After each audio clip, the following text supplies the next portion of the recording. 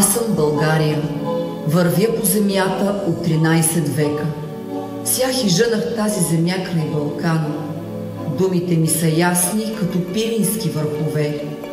Песните ми са звънливи, като рилски ручей. Имам житата на Добруджа и дъхавите ливади на Родопите. Дунав и Черно море целуват бреговете ми. Аз съм България. Обичайте ме за яркото слънце и жарките рози, за отрудените ми длани и за яркото ми небе. Вярвайте ми, помнете ме и ме носете в песните си.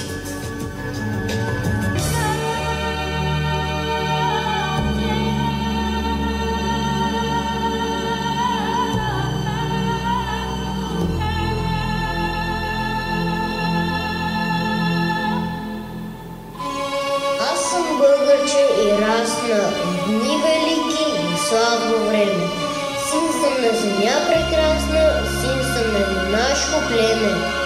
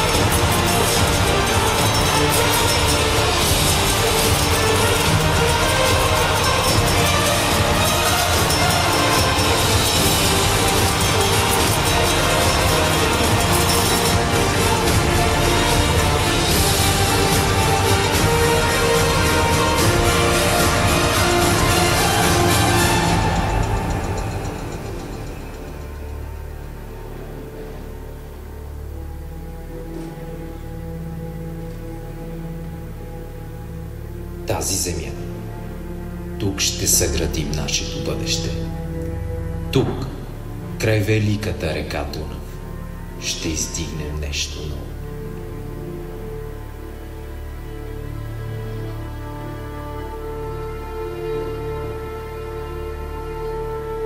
Години наред бяхме народ без земя. Скитахме в търсене на своята съдба. Но сега, тук, пред нас, виждам мястото, където ще издигнем България. Непоклатима като планините, мощна като реките.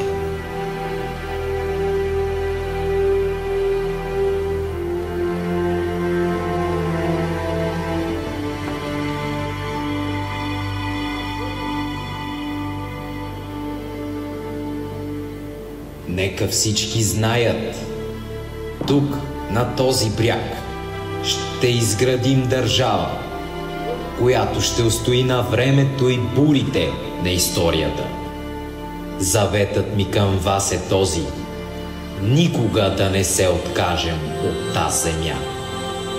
От този ден нататък, това е България, нашия дом.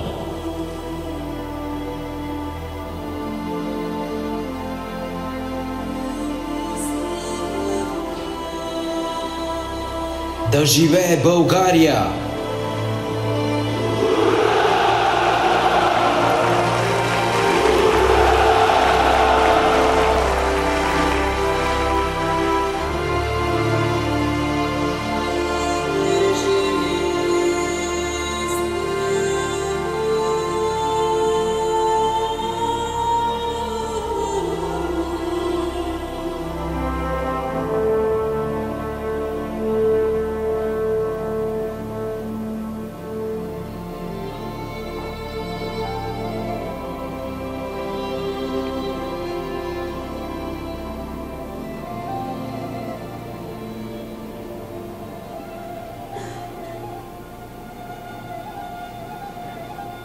толкова дълго.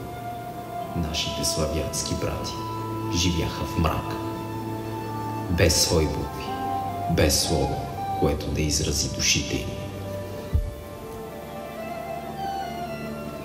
Години наред слушаха чужди слова, непонятни молитви, но днес им носим нещо ново, светлина под формата на букви.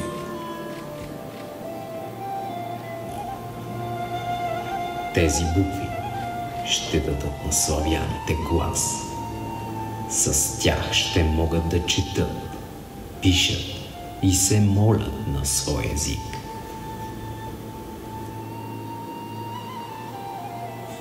Това не е само писменост, това е свобода. Сега българите ще имат свой език, своя култура, свое слово, което ще остане завинаги.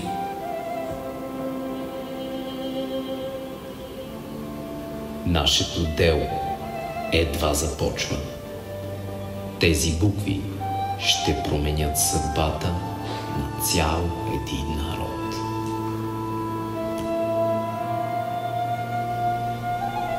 От днес славяните имат своя светлина.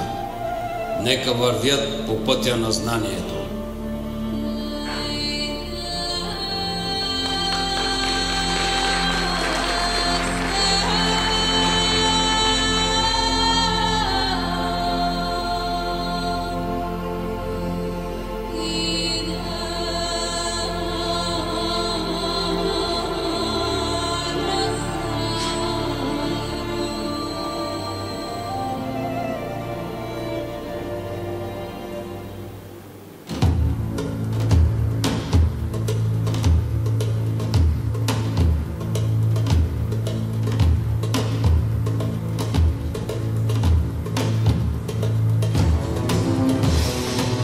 Пет века под звъна на ятагани, гласът ти е заглъхвал и мълчал.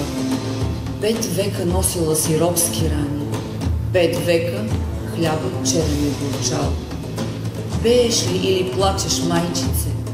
Пееш ли или оплакваш главите на кол забучени? Или провождаш целите храни, живите в турски зандани?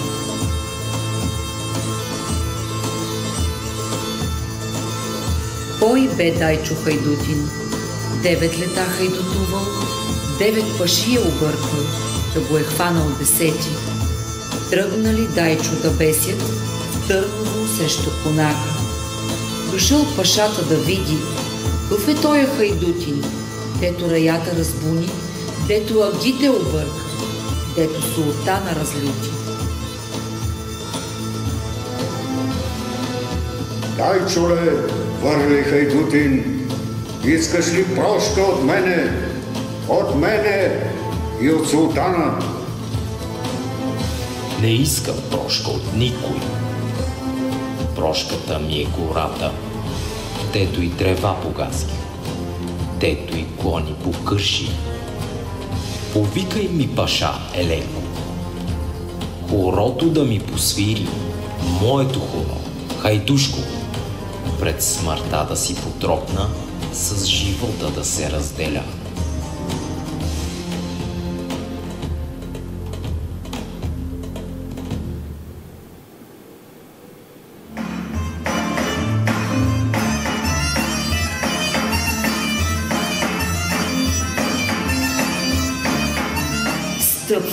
Престъпва Дайчо Чевръсто. Няма ръцете си как да постави на кръста. Няма нозете си как да разтвори широко. Няма главата си как да изправи високо. Тежки синджири му дърпат на Дайчо нозете. Ситни синджири на юнака стягат ръцете. Рипне юнакът, синджирите гръмнат. Трепне мегданът, хвърли изкрикал да ръмът. Я отрежете синджири от нозете!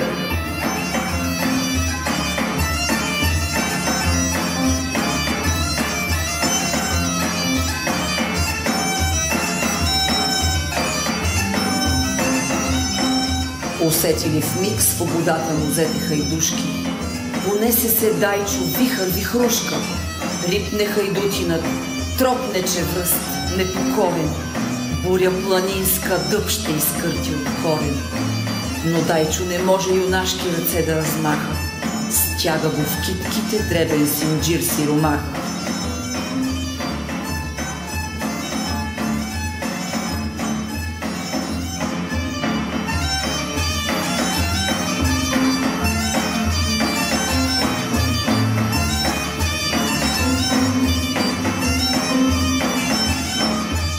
Размаха Дайчо ръцете, плесна, повтори, силни криле на орел го понасят нагоре.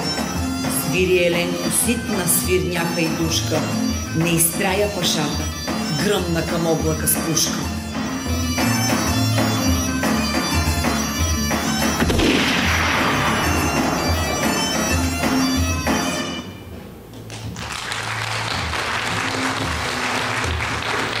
Чуйте зъбти, всички ще ви избия. Скоро свалете въжето от юнашката шия. Който и пред смъртта си той тръпа хорото, не му са малко на този свят, дори 2 живота.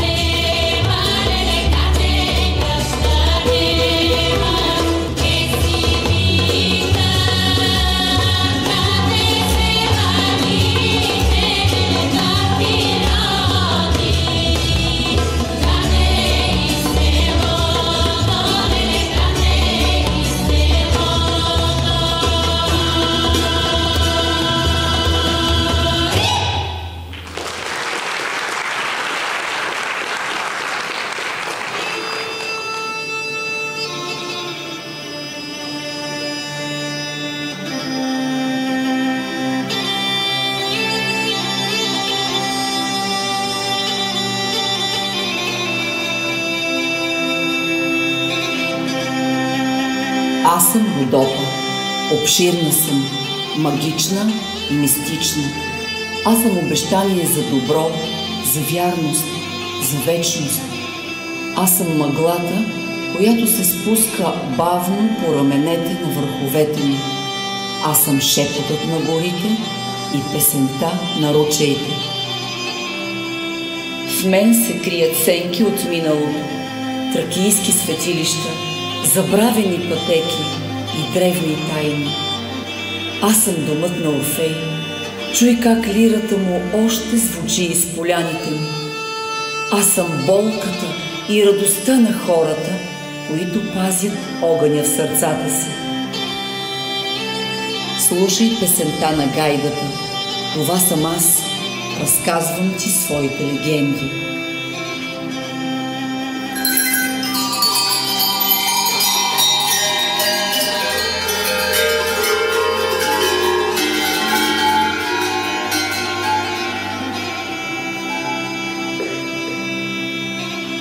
Чуй звъна на чановете.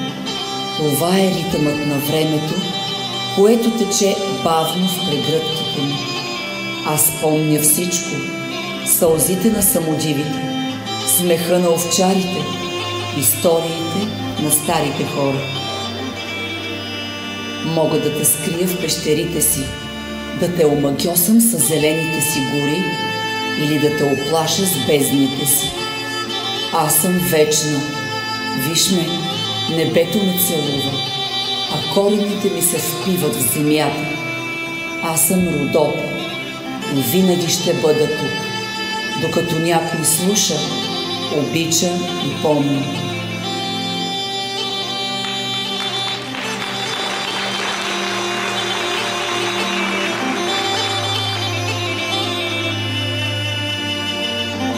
Любил Боян красивата родопчанка Катерина, красива като Родопа планина. Любил я 3 години, на Мегдан се виждали, на хоро играели. Сиромах си Боян бил и момата му не давали.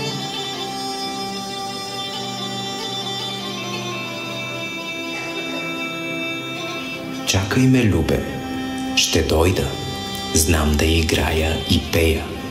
На хорото ще те надрипна, на песни ще те надпея. Рано е, Либе, не тръгвай. Рано е още, чакай. Успри се да те погледам, благи думи да ти издумам. Малко съм лице милувала, още по-малко целувала. Решил съм, любе, да ида на горбет в града голям. Ще купя златни гердани за твоята снага момина. Ще бързам да се завърна, тебе да превърна. Чакай ме и ме посрещни, на мене булче пристани. Да носиш злато коприна, до край да сме двамина.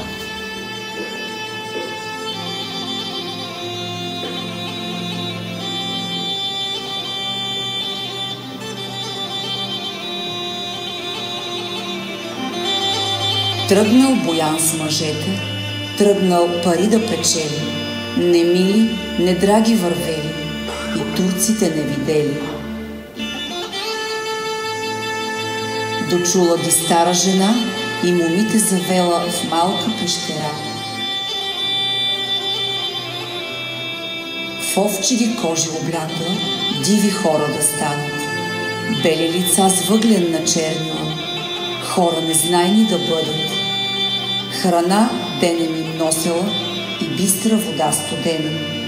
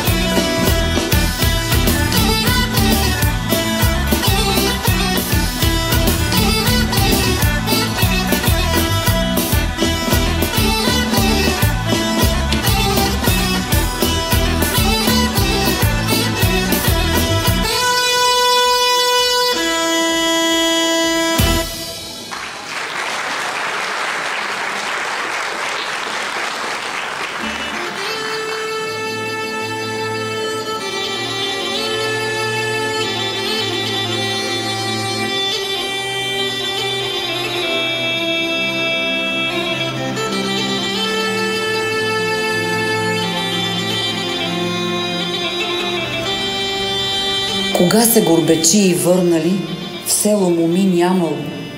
Кога ги момци видели, всички бързо побегнали.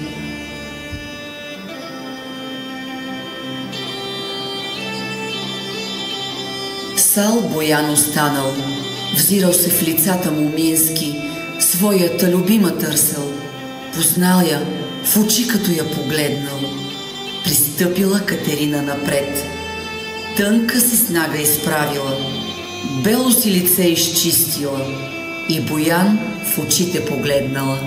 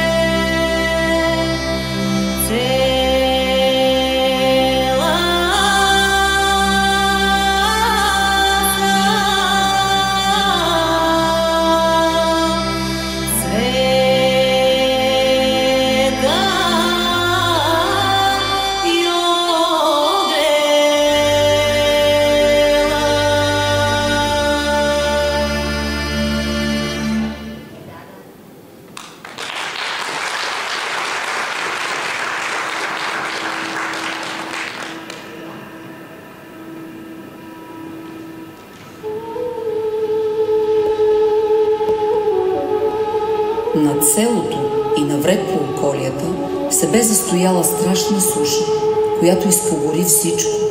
Изсуши кладенци и извори. Измори добитъка за вода. Замлъкна и воденицата на Лазар Дабака.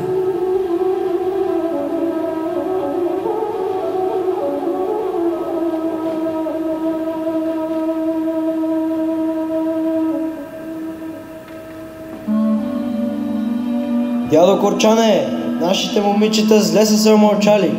Не пеят вече. Какво ще правим, а? А? Какво кажеш, Дабак? Думам, че моето момиче и твоята бабичка не се надпяват вече, бяла глава. Какво ще правим?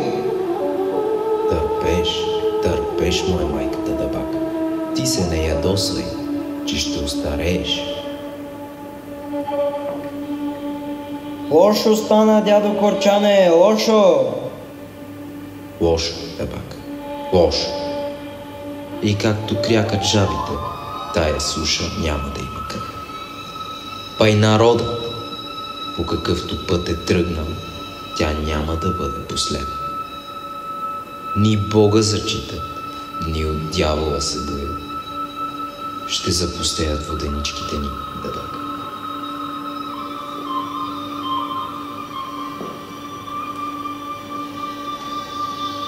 Да направим ветрени мелници. Защо? Не може ли? На Баира винаги има вятър, па е и край селото. А на ветрените мелници майсторията им знам. Само труд искам. Трудът от мен е, вятъра от тебе.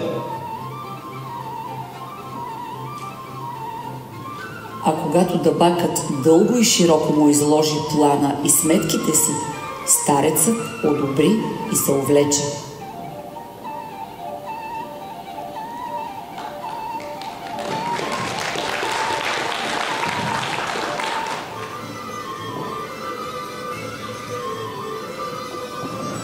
Не за една, за 2 мелници има вятър в главите им.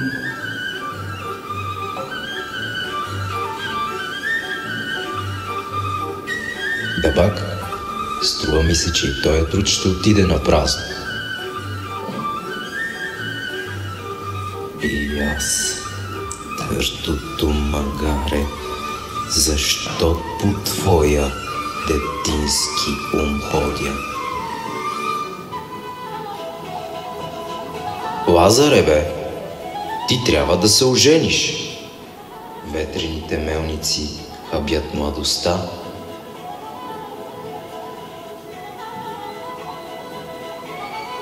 Веднъж Дабакът съобщи, че от високите криле на ветрената мелница дядо Курчан съгледал далече бяло облаче. Тая радостна вест бързо се разнесе от кръчмите по къщите, а оттам чак до морните работници в полето. Те мигом напуснаха работата си и се стекоха в село да посрещнат толкова очакваното събитие. Краят на страшната суша, която изпогори всичко, вече настъпваше. Чувстваше се като в празник. Напети момичета заиграха и по улиците на селото се разнесе скокливата им песен. За наказаните селяни настана празник.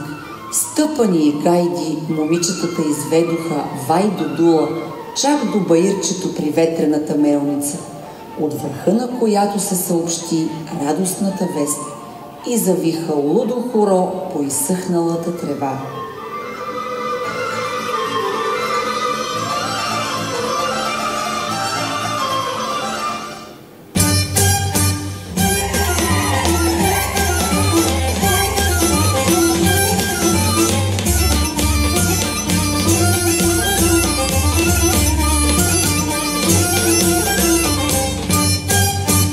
Angelina,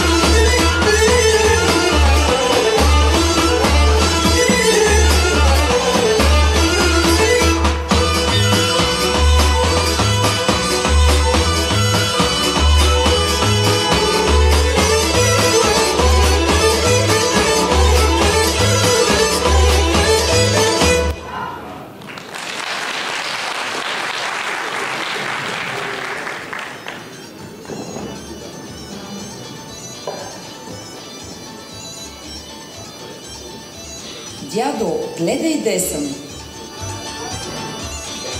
Слизай, Мари, детино, ще се отрепеш. Аз се държа. Колко е високо. Момиченце, не си играй, да те не видим долу. Момиче, мирувай. Как? И аз мога да правя ветрени мелници като вас. Ей, дядо, и аз съм майстор като тебе. Ба, Дъбака е по-майстор. Ей, детенце, дай ми те свата и не ме бави. Ей, момиченце, не си играй, остави ми те свата. Елай си я вземи.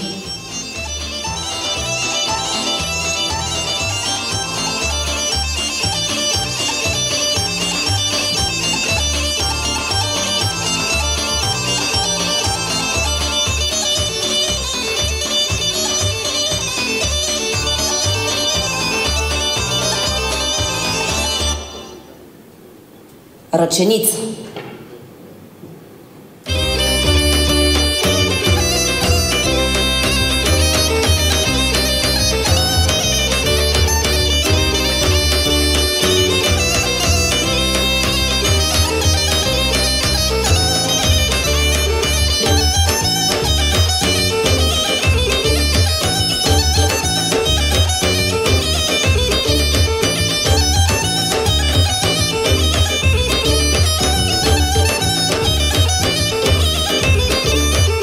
И славният някогашен игралец Дъбакът не можа да се стърпи. Заиграй то.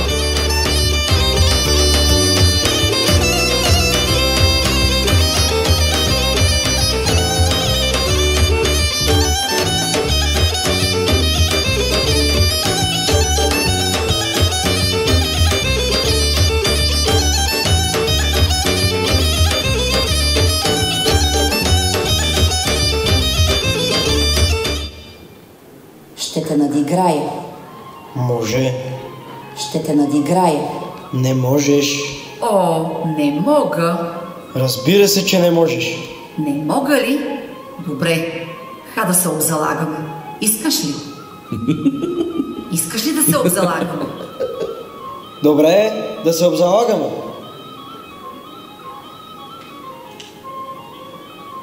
Ако ме надиграеш, просто да ти съм. Ще ли да си стоиш на думата? Това е облог. Ще стоя. Ти що даваш? Аз сега Де да видим какво ще стане. Табак ще те надсмете моята онука. Ти що залагаш? Ако ме надиграеш, ще ти пристане. Добре. Ще стоиш ли на думата си? Убий ме, ако те излъжа.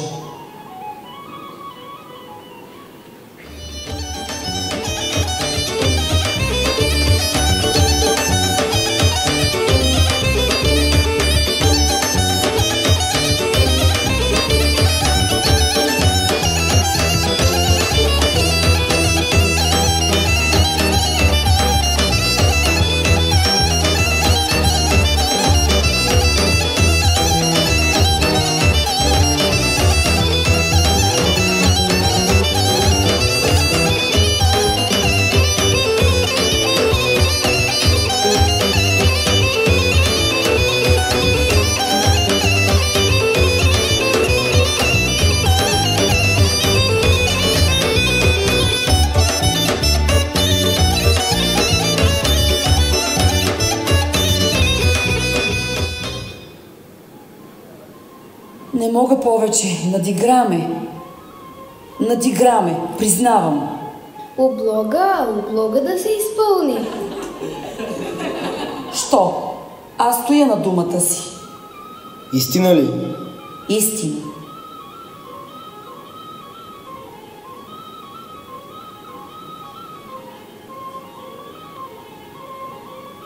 Тогава да те заведа у дома. Заведи ме. Ей, Добре. Ами ветрената мелница? Аз си намерих друга.